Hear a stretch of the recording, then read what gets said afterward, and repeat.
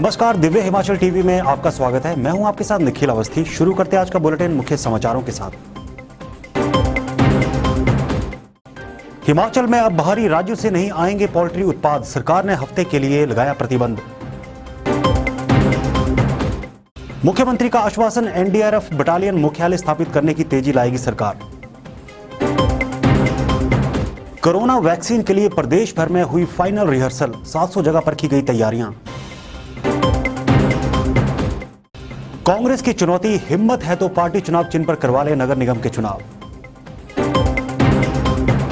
150 foot गहरी खाई में गिरा था स्कूटर सवार, फायर ब्रिगेड ने रस्सों के सहारे बाहर निकाला।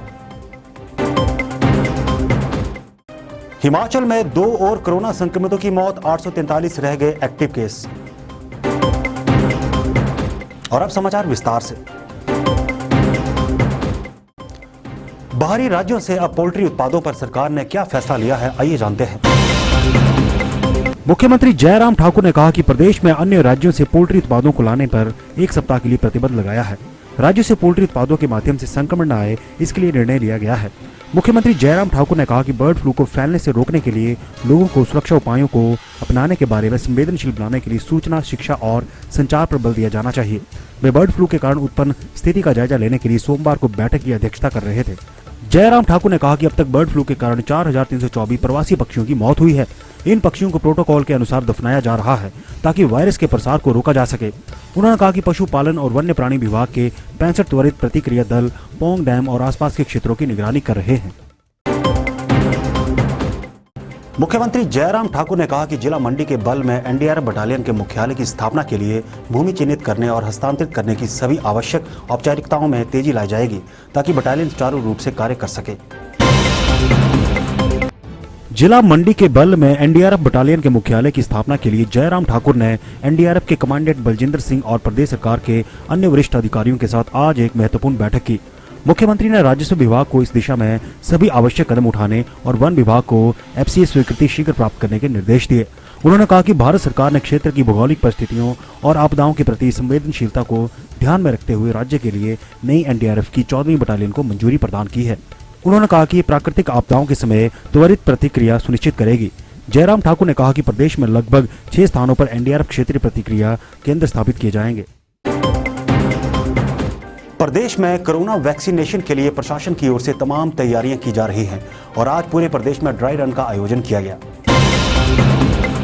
कोरोना टीकाकरण के तीसरे चरण का ड्राई रन सोमवार को प्रदेश भर में हुआ। राजधानी शिमला के कमला नेहरू अस्पताल में भी इसका आयोजन किया गया।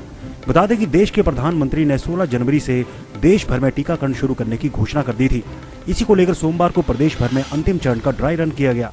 पूरे प्रदेश में तीसरे चरण के ड्राई रन के लिए 700 स्थान चिन्हित किए गए हैं। केएनएच अस्पताल के नोडल अधिकारी का कहना है कि 5 लोग ड्राई रन के लिए रजिस्टर्ड किए गए हैं, जिनकी जानकारी कोविन ऐप पर डाली गई है। उन्होंने कहा कि आने वाले समय में पूरी तैयारी के साथ स्वास्थ्य विभाग प्रदेश भर में टीकाकरण को अंजाम देगा। ड्राई रन के लिए हमने आज 5 लोगों को बुलाया है, क्योंकि इसमें थोड़ी टेक्निकल चीज़ें भी हैं।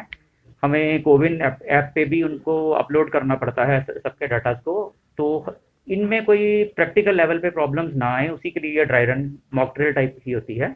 इसको इलेक्शन मोड पे गवर्नमेंट ऑफ इंडिया ने बोला है करने के लिए, और हम उसको कर रहे हैं। हमारी ये वाला ड्राई रन अभी कंटिन्यू चल रहा है। हमारी तैयारी है कि हम एक दिन में कम से कम 100 लोगों को वैक्सीनेट कर सकते हैं। अगर ज़रूरत पड़ी तो हम अपनी टास्क फोर्स और बढ़ा सकते हैं और 200 बंदों को भी कर सकते हैं। अगर हमें ज़रूरत लगेगी कभी तो ऐसा भी कर सकते हैं। नगर निकाय चुनाव होते ही अब जीत के दावों प्रति दावों का दौर शुरू हो गया है। कांग्रेस के प्रदेश अध्यक्ष कुलदीप सिंह राठौर ने भाजपा के पूर्ण जीत के दावे को खारिज करते हुए उसे जीते हुए प्रत्याशियों की सूची जारी करने की चुनौती पेश कर दी है। देखें ये रिपोर्ट। कांग्रेस अध्यक्ष कुलदीप सिंह राठौर ने भाजपा से नगर निकाय चुनावों में खड़े अपने सभी प्रत्याशियों की सूची जारी करने को कहा है, जिसमें वे 70% जीत का दावा कर रही है। भाजपा का ये दावा पूरी तरह झूठा और लोगों को गुमराह करने वाला है। कांग्रेस अध्यक्ष ने भाजपा पर इन चुनावों में धन बल व सरकारी मशीनरी के दुरुपयोग का आरोप लगाते हुए कहा कि लोगों ने भाजपा को पूरी तरह नकार दिया है। उन्होंने कहा कि कांग्रेस के साथ जनबल है और नगर निकाय चुनाव परिणाम उनके पक्ष में आए हैं। उन्होंने भाजपा पर सोची समझी रणनीति के तहत रोस्टर से छेड़छाड़ करने का आरोप लगाते हुए कहा कि भाजपा के नेता, मंत्री और कुछ अधिकारी निर्दलियों के साथ साथ कांग्रेस समर्थित लोगों को भी अपने पक्ष में करने के लिए प्रलोभन का दबाव बनाने में जुट गए हैं। उन्होंने कहा कि कांग्रेस लोकतंत्र की हत्या नहीं होने देगी और उसकी इस पर कड़ी नजर है। राठौर ने भाजपा को चुनौती दी कि वह नगर निगमों के चुनाव पार्टी चिन्ह पर करवाकर देख ले, उसे अपनी लोकप्रियता का पता चल जाएगा। भारतीय जनता पार्टी के प्रदेश अध्यक्ष ने कहा कि हम 70% से ज़्यादा सीटों में काबिज हो। देखिए, भारतीय जनता पार्टी झूठ बोलने में तो माहिर है। इतना झूठ बोलेंगे, इस बात की मुझे आशा नहीं थी, हमें किसी को आशा नहीं थी। जहां 1 या 2 जगह को छोड़कर भारतीय जनता पार्टी का सुपड़ा साफ होगा। In district Shimla out of 8 we won 6 जीते हैं। ऊना के होशियारपुर रोड पर स्कूटर सवार एक व्यक्ति जब 100 फुट से ज्यादा गहरी खाई में गिर गया तो पुलिस ने उसे किस तरह बचाया, आइए देखते हैं। ऊना के होशियारपुर रोड पर बनखंडी में रविवार रात एक व्यक्ति स्कूटर समेत 150 फुट गहरी खाई में जा गिरा। इस स्कूटर सवार को गिरते समय एक व्यक्ति ने देख लिया और हादसे की सूचना फायर ब्रिगेड को दी। सूचना मिलते ही फायर ब्रिगेड ऊना की टीम ने रस्सों की सहायता से व्यक्ति को सुरक्षित बाहर निकाला। इसके बाद व्यक्ति को उपचार के लिए अस्पताल भेज दिया गया है। व्यक्ति की पहचान गुरमेल सिंह पुत्र रामजी दास गाँव ईसपुर हरोली के रूप में हुई है। फायर ब्रिगेड ऊना के प्रभारी नितिन धीमान ने इसकी पुष्टि की है। तू डाल डाल मैं पात पात, मगर इधर कुआं था तो उधर खाई। जी हां, हम बात कर रहे हैं नशा तस्करों की। घटना मंडी की है, जब नशे के सौदागर पुलिस को देखकर भागने लगे तो उनकी गाड़ी साथ छोड़ गई। और फिर क्या हुआ, आइए जानते हैं। मंडी जिला की बल पुलिस की टीम ने इंस्पेक्टर कमलेश कुमार की अगुवाई में सिधियाने के पास नाका लगाया हुआ था। इस टीम में head constable Nekram, constable Subhash, constable Mahendra, home guard Kapil और ड्राइवर महेंद्र शामिल थे। इस दौरान यहां एक कार के चालक ने पुलिस को देखकर गाड़ी को मोड़कर भागने का प्रयास किया, लेकिन गाड़ी सड़क के किनारे नाली में फंस गई। इसके बाद मौका देखते हुए पुलिस टीम ने तुरंत गाड़ी सवार को दबोच लिया। जब उसकी तलाशी ली गई तो पुलिस ने 4 किलो 78 ग्राम चरस बरामद की।